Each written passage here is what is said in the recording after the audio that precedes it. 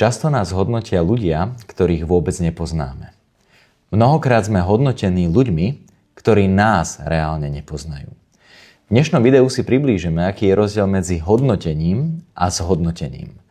V hodnotení totižto často počujeme rôzne nálepky, kritiku, odsúdenie versus v zhodnotení počujeme to, že daná osoba zobrala do úvahy fakty, ktoré sú objektívne overiteľné, bez toho, aby na nás útočila, zhodnotila cez pozorovanie to, ako nad nami uvažuje. Tí ľudia, ktorí vás hodnotia, súdia a kritizujú, sú často ľudia, ktorým chýba empatia. Empatia je rešpektujúce porozumenie druhej strany. Mnohokrát si ľudia o nás myslia rôzne predstavy, majú rôzne fantázie, ale často to, čo im uteká a uniká, je reálny obraz nás ako ľudí. Čím si bližšie k prameňu, tým je voda čistejšia. Tí ľudia, ktorí sú v našej blízkosti, majú mnohokrát iné poznanie ako tí ľudia, ktorí o nás hovoria, aj keď nás nepoznajú.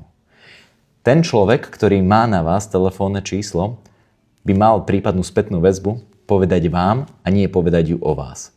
Tí ľudia, ktorí nemajú vaše telefónne číslo, sú často ľudia, ktorí vás reálne nepoznajú, alebo vy ich nepoznáte, prípadne sú to ľudia, ktorí nemajú o vás relevantné informácie. Majú len informácie, ktoré si možno prečítali, načítali alebo od niekoho počuli.